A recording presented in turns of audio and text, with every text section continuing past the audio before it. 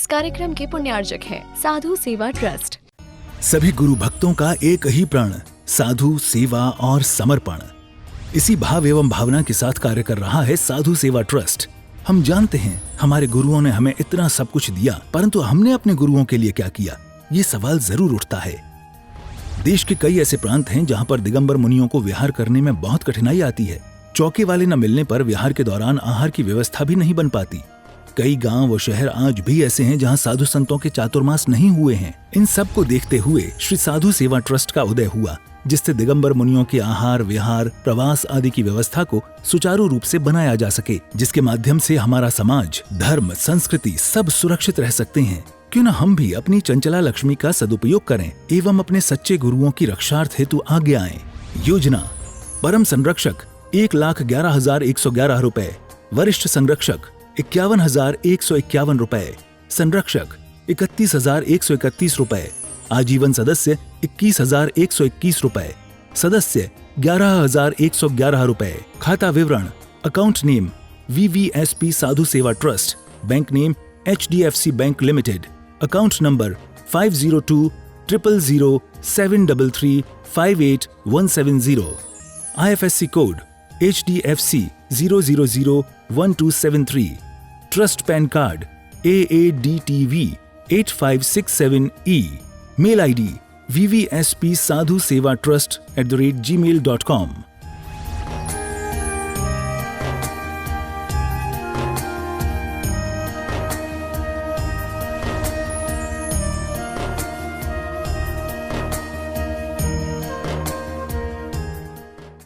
आत्मकल्याण के इच्छुक उपस्थित सभी धर्म प्रेमी, पुण्य आत्मा एवं महानुभाव, धर्म के क्षेत्र में कुछ रिश्ते ऐसे हैं जिन रिश्तों का एक अलग ही महत्व है और उन रिश्तों को अन्य कोई व्यक्ति समझ भी नहीं सकता। जैसे गुरु और शिष्य का रिश्ता, जैसे गुरु और भक्त का रिश्ता, जैसे भगवान और भक्त का रिश्ता।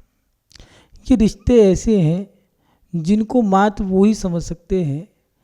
गुरु का रिश्ता शिष्य के लिए और शिष्य का रिश्ता जो गुरु के लिए है, उन रिश्तों को दूसरा कोई व्यक्ति नहीं समझ सकता।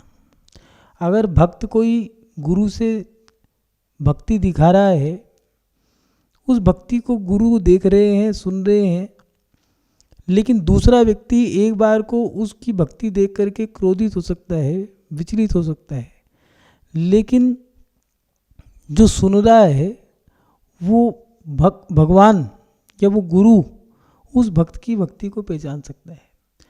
भक्त कभी कभार ऐसे भी शब्द बोल देता है कि सामने वाला सुन करके कहता है कि ये कैसी भक्ति है, लेकिन उसकी भक्ति कुछ अलग ही है। भगवान के प्रति भी भक्त की अलग ही भक्ति होती है, लेकिन ये रिश्ते ऐसे हैं जो दोनों ही आपस में एक दूसरे को समझ सकते हैं। गुरु का प्रेम, गुरु का वात्सल्य, ये शिष्य के प्रति जो गुरु का रिश्ता है वो शिष्य ही समझ सकता है।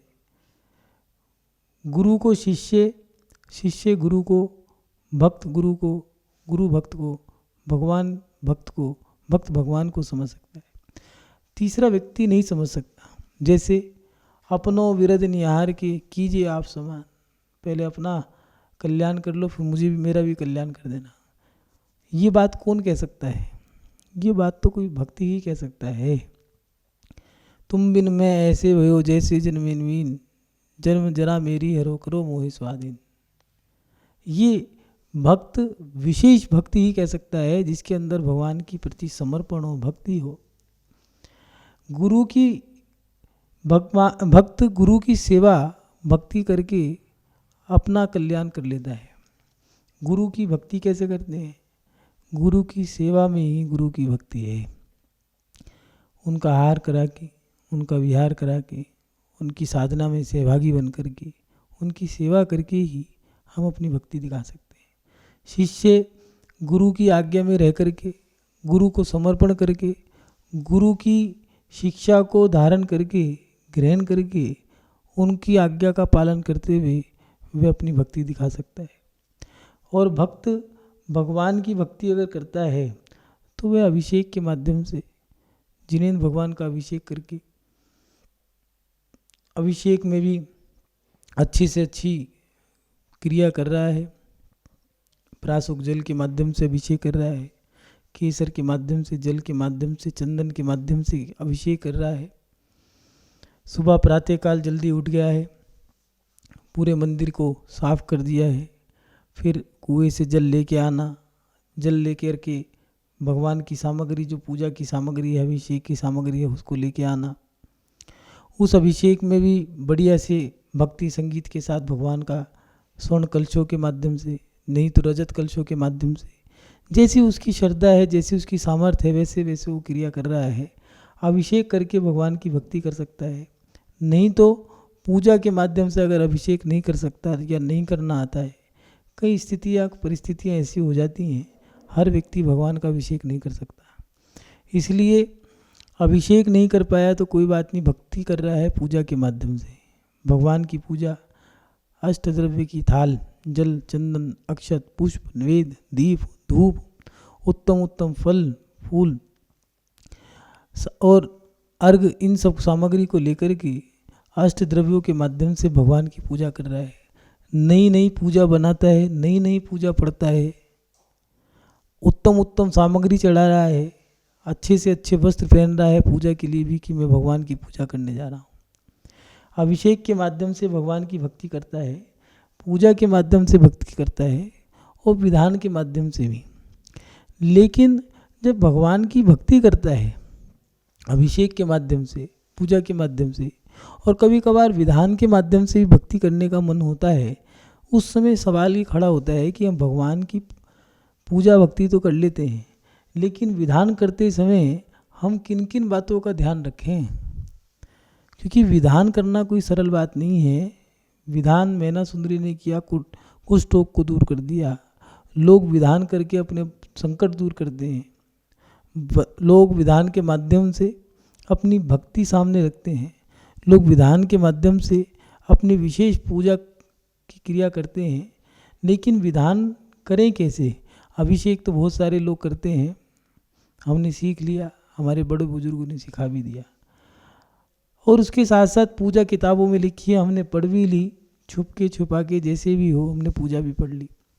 लेकिन मन में जिज्ञासा ही उत्पन्न होती है कि भगवान का जो विधान है उस विधान को करते समय हम किन किन बातों का ध्यान रखें या किन किन बातों का ध्यान रखना चाहिए। तो महानुभाव, भगवान का विधान हमें बहुत बहुत बड़ा फल देके जाता है, क्योंकि उस विधान में सारी क्रियाएं हैं। जैसे विधान करने से पहले घट यात्रा, ध्वजारोहण, फिर भगवान का श्री जिनेंद्र भगवान का अभिषेक, अभिषेक के बाद शांति धारा, फिर उसके बाद पूजा, फिर उसके बाद 64 रिद्धि मंत्रों के माध्यम से अभिषेक शांति धारा तो हो गया, और फिर पूजा के बाद 64 रिद्धि मंत्रों की ही पूजा होती है, अर्घ चढ़ते हैं, और उसमें भी विशेष अर्घ होते हैं, पंच परमेष्टियों के भी अर्घ होते हैं। अब विधान, ये विधान भी हो गया, उसके बाद हवन हो गया। उस हवन के माध्यम से ही भूमि में ऊर्जा आती है, उस हवन के माध्यम से ही हमारे संकट रोग दूर होते हैं, क्योंकि उस हवन में ही 10 दिक्पालों का आवाहन करके हम अपने मन वचन काय के योग के माध्यम से उसमें आहुति देते हैं। उसी को विश्व शांति महायज्ञ कहा है।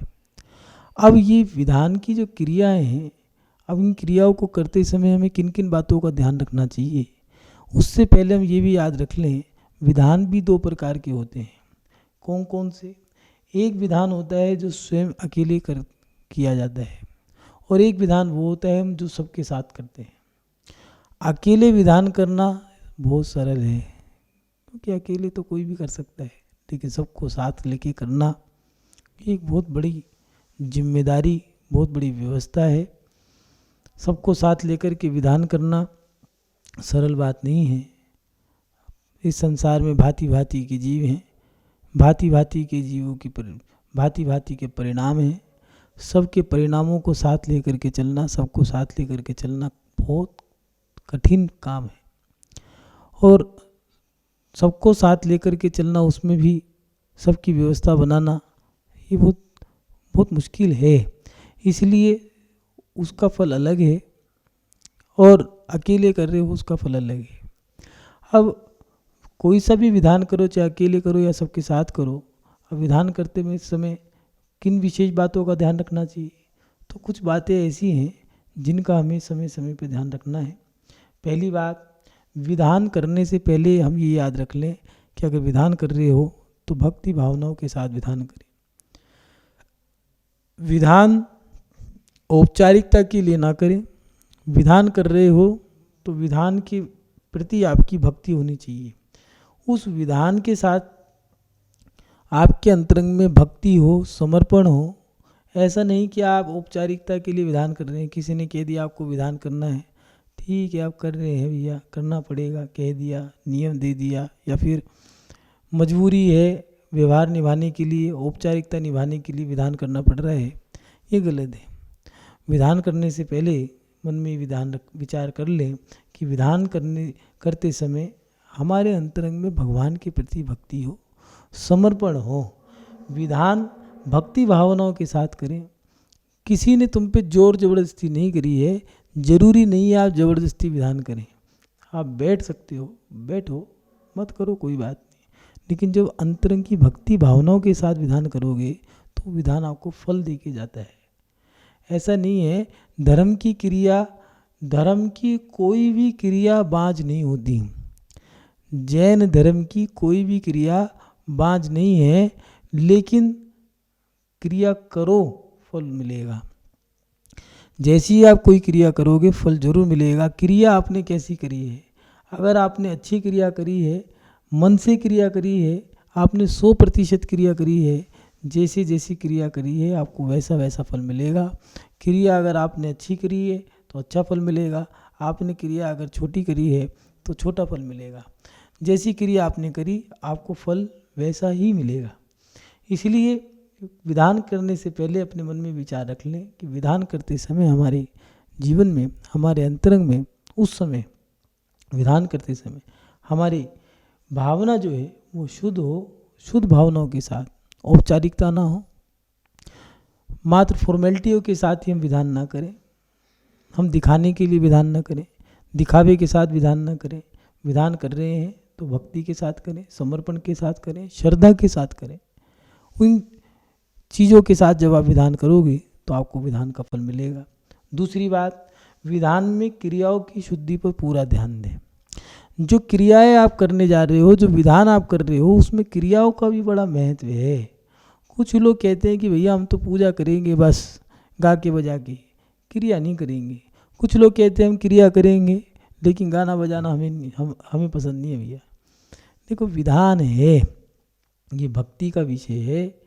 ये भक्त और भगवान की, भक्त और भगवान इन दोनों के बीच की क्रिया है। जो भक्त है वही ये सब जान सकता है। इसलिए यहाँ पर तर्क वितर्क कुतर्क नहीं चलते, यहाँ तो मात्र भक्ति है। इसलिए विधान करते समय अपनी क्रियाओं को शुद्ध रखें। जैसे सामग्री आपकी, जो आप पहले विधान करोगे तो आपकी सामग्री शुद्ध हो। सामग्री मात्र दाल चावल ही नहीं है, सामग्री मात्र जल चंदन अक्षत ही नहीं है। जो अष्टद्रव्य की सामग्री है वो भी शुद्ध हो। आपके बैठने की जगह, आपकी पूजा करने की सामग्री, आपके जो वस्त्र हैं वो वस्त्र भी शुद्ध होने चाहिए। आपकी सामग्री भी शुद्ध हो, धुली हो, प्रासुक हो, उत्तम सामग्री हो। ऐसे नहीं आप टूटे फूटे चावल चढ़ाओ, गोला भी ऐसा चढ़ा दिए जो देखने का मन ना करे। सामग्री भी अच्छी चढ़ाओ, अच्छी सामग्री हो। जब आप अपने हाथ से चंदन घिस करके भगवान के सामने चढ़ाओगे तो बड़ा ही अलग ही मन लगेगा। देखना, एक बार अपने हाथ से सामग्री बना करके, उत्तम सामग्री की थाल सजा करके जब पूजा करोगे और टूटे फूटे या फिर औपचारिकता जो क्रिया होती है उनको करके देखना, दोनों क्रियाओं में कितना अंतर रहेगा। इसलिए विधान करते समय आपकी जो सामग्री है शुद्ध हो, आपकी पूजा के वस्त्र अच्छे हों, जले कटे फटे आचार्य भगवान ने लिखा है कि जले कटे फटे कपड़े पहन कर के पूजा करने से हानि होती है, लाभ नहीं होता, क्योंकि वहाँ उसका मन अभी शुद्ध नहीं है।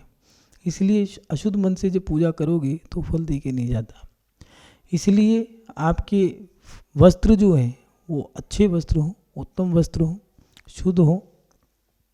ऐसा नहीं है आप घर से गाड़ी में बैठ करके आ गए, चप्पल पहन करके आ गए शुद्ध उन्हीं धोती दुपट्टों में, या फिर आपने नाश्ता पानी भी कर लिया है उन्हीं वस्त्रों में, बाजार भी घुमाए हो, सब काम करे जा रहे हो।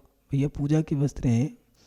लोग कहते हैं भैया फ़र्क क्या पड़ेगा, छू गए तो क्या हो गया, करंट लग गया क्या?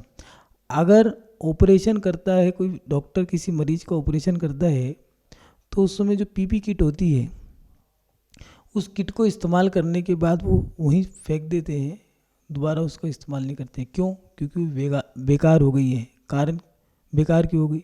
क्योंकि उसके जो जम्स हैं, जो कीटाणु हैं, वो उस किट में लग गए हैं। ऐसे ही ये जो वस्त्र हैं, इन वस्त्रों को, पूजा के जो वस्त्र हैं, दूसरे वस्त्रों के मिलने के बाद वो वस्त्र अब अशुद्ध हो गए हैं, क्योंकि उन वस्त्रों के कीटाणु उसमें चले गए हैं। इसलिए पूजा के वस्त्र शुद्ध हों, साफ हों, अच्छे हों, ऐसी सामग्री अच्छी हो, बैठने का स्थान अच्छा हो, वस्त्र हो, वस्त्रों में चाहे धोती, दुपट्टा, साड़ी और पूजा की सामग्री, बैठने की आसनी, बैठने का क्षेत्र हो। और जब पूजा करें तो ऐसा नहीं है पूजा करो बढ़िया ठाठ से करो आप, ऐसा नहीं है मात्र जले फूके मन से करो। पूजा करो अच्छे मन से करो, मुकुट लगाओ, माला पहनो, कुंडल पहनो, बाजू बंद लगे हो, साड़ी हो, या पुरुष है तो धोती दुपट्टा हो, ये अच्छे वस्त्र हो। फिर पूजा की थाल अच्छी हो, सामग्री अच्छी हो, ये सब चीज़ों पे ध्यान देकर के आप पूजा करो। बैठने की आसनी अच्छी हो, चटाई है जली कटी फटी सी चटाई, पुरानी 10 साल 20 साल पुरानी चटाई पे बैठे हो, काम मत लगेगा। अच्छी सामग्री हो, अच्छा आसन हो, अच्छा स्थान हो, फिर सामने भगवान हो, और भगवान के सामने जब बढ़िया तरीके से मन से पूजा करोगे, आप गा बजा के पूजा करोगे, सुर ताल के साथ भी पूजा करने से अलग ही मन लगता है। एक पूजा आप कर रहे हो, नीरगंध अक्षतान पुष्प चारु लीजिए, दीप धूप शील फलादि अर्घ तेज दीजिए, पार्श्वनाथ देव सेव आपकी करूं सदा, दीजिए निवाक्ष मोक्ष भूलिए नहीं कदा। और एक पूजा आप कर रहे हो, नीरगंध अक्षतान पुष्पचार लीजिए, दीप धूप शील फलादि अर्घ तेज दीजिए, पार्श्वनाथ देव सेव आपकी करूं सदा, दीजिए निवाक्ष मोक्ष भूलिए नहीं कदा। दोनों में अंतर है। सुरताल के साथ जब करोगे, अच्छे अच्छे जितने अच्छे अच्छे भाव होंगे, आप देखना उतनी उतनी सामग्री भी आपकी अच्छी होती चली जाएगी। महानुभाव, अपने जीवन में अगर विधान करते हो तो विधान करते समय आप इन 2 बातों के साथ साथ तीसरी बात भी है जिसमें आपको ध्यान रखना होगा कि विधान आगम अनुकूल करें। ऐसा नहीं है हम आगम को छोड़ दें। अगर आप विधान करने जा रहे हो तो आगम के साथ विधान करें। आगम अनुकूल विधान जब करते हो आप क्रिया करें। लोग कहते हैं, आज के समय में लोगों के सवाल यही है, नई टेक्नोलॉजी, नया समय आ गया है, हम अपने धर्म को ही बदलें। ठीक है, नई टेक्नोलॉजी आ गई है, लेकिन नई टेक्नोलॉजी के बाद हम अपने धर्म को ना बदलें। जैसे आप टेक्नोलॉजी का इस्तेमाल करो, लेकिन धर्म को मत बदलो। टेक्नोलॉजी आ गई है तो आप चक्की चलाओ, मना कौन करता है। टेक्नोलॉजी आ गई है, पानी खींचने की टेक्नोलॉजी आ गई, तो कुएं से पानी खींचो। क्यों आप सड़ा हुआ पानी पीते हो? क्यों आप गंदी चीज़ें इस्तेमाल करते हो? नई टेक्नोलॉजी आई है। जापान एक ऐसा देश है जहाँ पर कितनी भी बड़ी टेक्नोलॉजी आ गई हो, लेकिन उन्होंने अपनी प्राचीनता को नहीं छोड़ा। इसलिए आप अपने जीवन में अगर विधान करने जा रहे हो तो अपने आगम को मत छोड़ो, आगम अनुकूल क्रिया करें। जैसे अष्टद्रव हैं, पूजा में उत्तम वस्त्रों को पहन करके पूजा करें, विधान करें। आप विधान में अष्टद्रव दिए हैं तो अष्टद्रव ही चढ़ाएं। कुछ लोग कहते हैं कि हम धूप नहीं चढ़ाएंगे, हम नारियल नहीं चढ़ाएंगे, हम गोला नहीं चढ़ाएंगे। सवाल भी ऐसे अटपटे हैं, महाराज जी बासमती चावल चढ़ाएं या कंकरी चावल चढ़ाएं? अगर बासमती चढ़ाते हैं तो क्या फल लगेगा, और कंकरी चढ़ाए तो क्या फल लगेगा? ये सवाल, ये जिज्ञासा है, ये भक्त की नहीं, ये बनिया की जिज्ञासा है। इसलिए विधान करते समय अगर भक्त होगा, वो ये सवाल नहीं पूछता, वो जिज्ञासा नहीं पूछता। भक्त तो बस भगवान की भक्ति करता है, उसको भक्ति करने में जो आनंद आता है वो आनंद कहीं नहीं है। इसलिए विधान करना है तो आगम अनुकूल करें। आगम में अष्ट द्रव्य दिए हैं, जल, चंदन, अक्षत, पुष्प, नैवेद्य, दीप, धूप, फल, और इन सबके समागम से बनता है एक अर्घ।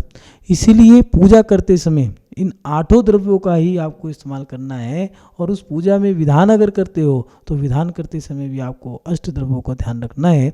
एक भी अगर चीज़ छोड़ते हो तो आपको वहाँ पर विधान का फल नहीं मिलेगा, क्योंकि आप अभी आगम को साथ लेके काम नहीं कर रहे हो। आगम को भी आपको साथ लेकर के चलना पड़ेगा। अस्त्र जब चढ़ाना, नारियल भी चढ़ाना पड़ेगा, धूप भी जलानी पड़ेगी। और विधान के बीच में विधान की क्रिया जो है वो तो यही है कि पहले घट यात्रा, ध्वजारोहण, फिर जिनेंद्र भगवान का अभिषेक, फिर शांति धारा, शांति मंत्रों के माध्यम से, उसके बाद जिनेंद्र भगवान की पूजा। और जिनेंद्र भगवान की पूजा करने के बाद फिर जो विधान है उस विधान को विधिवत तरीके से करें। उस विधान में जो आपकी पूजा कर रहे हो आप, उसमें अष्टद्रव्य भी चढ़ाएंगे। विधान में जो 64 रिद्धि के अर्घ हैं वो भी चढ़ाओगे आप, पंच परमिष्टि के अर्घ हैं वो भी चढ़ाओगे। पूरा विधान होने के बाद हवन भी होगा। अगर नहीं करा तो विधान के ये अंग हैं। पहले पूजा के द्रव्यों में एक सामग्री और रखते थे अलग से, धूपदान। उस धूपदान में धूप डाला करते थे। आज भी मंदिरों में परंपरा है, लेकिन कई लोग उस धूपदान में धूप नहीं डालते। क्यों?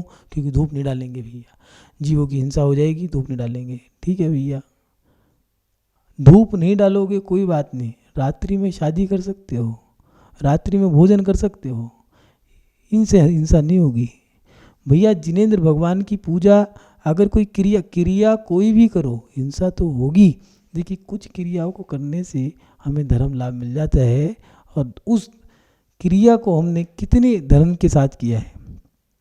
अगर आपने चौका लगाया, अग्नि जलाई, भोजन बनाया, लेकिन भोजन आपने मौज मस्ती के लिए बनाया है, मुनिराज के लिए बनाया। अगर मुनिराज के लिए बनाया है तो वो आपको लाभ दे के चला जाएगा। मौज मस्ती के लिए बनाया है तो आपको भोग विलासता में चला जाएगा, आपके कर्म ही बंधेंगे। इसलिए महानुभाव, अगर विधान करते हो तो अपने जीवन में आगम अनुकूल विधान करें। और अंतिम उपाय जो दिया है, विधान करते समय किन किन बातों का ध्यान रखना चाहिए, वो चौथी बात वो है कि अपने जीवन में अगर विधान करते हो तो विधान करते समय सबसे बड़ी चीज़ जो दी है, देव आज्ञा, गुरु आज्ञा। आप अगर विधान करते हो जिनेंद्र भगवान की आज्ञा लेकर के, और उसके बाद गुरु की आज्ञा लेकर के भी विधान होते हैं।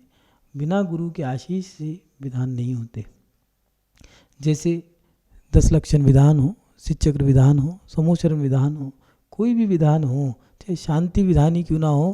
कुछ लोग कहते हैं भैया एक ही दिन का विधान तो ये छोटा विधान है।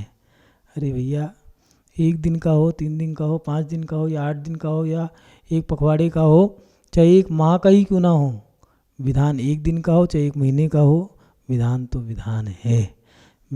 भगवान चाहे 9 इंची के हो, चाहे 7 इंची के हो, चाहे 12 इंची के हो, चाहे 1.25 फुट के हो, चाहे 57 फुट के हो, भगवान 57 फुट के हो, चाहे 1 फुट के हो, चाहे 7 इंच के ही क्यों ना हो, चाहे 1 इंच के ही क्यों ना भगवान हो, भगवान तो सारे ही भगवान है। ऐसे ही जो विधान है, चाहे छोटा हो चाहे बड़ा हो, चाहे 1 दिन का, चाहे 24 घंटे का ही क्यों ना हो, चाहे 1 घंटे का ही क्यों ना हो, विधान तो विधान है। विधान, उनमें आपको सारी क्रियाएं करनी चाहिए। हाँ, ये है कि अगर आपका छोटे समय के लिए विधान है 1 घंटे 2 घंटे का, तो आप उसमें कुछ क्रियाएं अलग कर सकते हो। लेकिन सही मायने तो यही है कि अगर विधान करो तो देव आज्ञा, गुरु आज्ञा के साथ करें, आगम के अनुकूल करें, उसके साथ साथ शुद्धि का पूरा ध्यान रखें और अपनी भक्ति भावनाओं के साथ विधान करें। महानुभाव, लोग कहते हैं विधान करने से क्या फल मिलता है। मैना सुंदरी ने कोटि भट्ट के साथ, कोटि भट्ट का, श्रीपाल का कुष्ठ रोग दूर करने के लिए सिद्ध चक्र का विधान किया था, और सिद्ध चक्र का विधान उसने 8 दिन तक अष्टानिका में किया था। गुरु ने निर्देश दिया, उन्होंने कर लिया, उसका फल ये मिला कि वो कामदेव बन गया, कुष्ठ रोग दूर हो गया और उसके पति कामदेव बन गए। लेकिन लोग ये तो कहते हैं कि सिद्ध चक्र का विधान करके कुष्ठ रोग दूर हो गया, मगर वो ये नहीं देखते कि मैना सुंदरी ने पुरुषार्थ कितना किया था। रोज सर से स्नान करके आती थी, विधान का जो मांडला था वो शुद्ध मांडला बनाया था, रत्नों का मांडला था, रत्नों का श्री यंत्र था, उस पे श्री जी को विराजमान करती थी। रोज सर से स्नान करके आती थी, रोज उत्तम उत्तम द्रव्य चढ़ाती थी। और ये नहीं आज 8 चढ़ाए तो कल 16, फिर 32, फिर 64, दिन दुगनी रात चौगनी वृद्धि करते करते उन्होंने द्रव्य चढ़ाए। और सामग्री भी उत्तम सामग्री रत्नों के साथ चढ़ाती थी, तब जाकर के भगवान का विधान करती, हवन पूजा पाठ रोज करती तब। और उस यंत्र का जो अभिषेक था उसको जब पति के ऊपर छिड़कती तो वो कुष्ठ रोग दूर हो गया। महानुभाव, जब हम विधि विधान के साथ, भक्ति भावनाओं के साथ, शुद्धि के साथ और देवशास गुरु की आशीर्वाद, उनकी शरण में, उनकी छाया में रह करके हम पूजा पाठ करते हैं तो उसका फल हमें मिलता है। महानुभाव, विधान में कुछ बातों का विशेष ध्यान रखें। विधान में मांडला शुद्ध चावलों का बना है। आज के समय में कुछ लोग बाजार की सामग्रियां इस्तेमाल करने लग गए हैं। बाजार की सामग्री ले आए, बनी बनी ले आए, बनी बनाई मिल गई है, चलो कोई बात नहीं भैया, नहीं, शुद्ध सामग्री होनी चाहिए। मांडला आपका शुद्ध हो। उसके साथ साथ आप चावल का जो मांडला है, रंग का मांडला है, वो अच्छा है। कुछ लोग आजकल ये मार्केट में फ्लेक्स वगैरह चल गए हैं, उसका मांडला बनाते हैं। जब आप चावल का या रंग का अपने हाथों से मांडला बनाओगे उसका फल अलग है। बिना इन चीज़ों से, नई टेक्नोलॉजी का इस्तेमाल तो कर लो, लेकिन अपनी प्राचीनता, अपनी संस्कृति, अपना आगम अगर आप छोड़ दोगे तो आपको लाभ कम, हानि ज़्यादा होगी। इसलिए आप अगर मांडला बना रहे हो तो शुद्ध चावलों का बनाए या रंग का बनाए। पहले तो ये परंपरा थी, रंग का मांडला बनता था, फिर चावलों का बनने लग गया। अभी कुछ परंपराएं कुछ लोगों ने गलत डाल दी है, फ्लेक्स वगैरह इस्तेमाल कर लेते हैं, वो नहीं करना चाहिए। दूसरी बात, सामग्री शुद्ध हो, प्राशुक जल से बनी हो, अशुद्ध सामग्री इस्तेमाल ना करें। तीसरी बात, विधान में वस्त्रों को शुद्धि का पूरा ध्यान दें। और उसके साथ साथ विधान में भोजन आदि सामग्री भी शुद्ध हो। ऐसा नहीं है बाजार से हलवाई को बिठाया और आपने विधान में सामग्री बना दी, आपने भोजन कर लिया, फ़ायदा क्या हुआ? बाजार का भोजन खा लो, उसको बुला लिया, बस ये है कि बाजार में ना जा करके हलवाई को घर बुला लिया। शुद्ध भोजन रखो। पहले विधान करते थे, माता बहनें भोजन बनाया करती थी, बालिकाएं भोजन परोसती थी। जो लोग विधान में बैठते थे विधान में बैठते थे, जो लोग विधान में नहीं बैठते थे वो लोग विधान की क्रियाएं जो होती थी, ऊपर की बहुत सारी क्रिया होती थी, भोजन बनाना, भोजन परोसना, भोजन कैसे कहाँ रखना है, उसके साथ साथ किसकी व्यवस्था कैसे बनानी है, वो बाहर वाले, वो विधान में ना बैठने वाले व्यक्ति वो सारी क्रिया करते थे। इस कार्यक्रम के पुण्यार्चक थे साधु सेवा ट्रस्ट।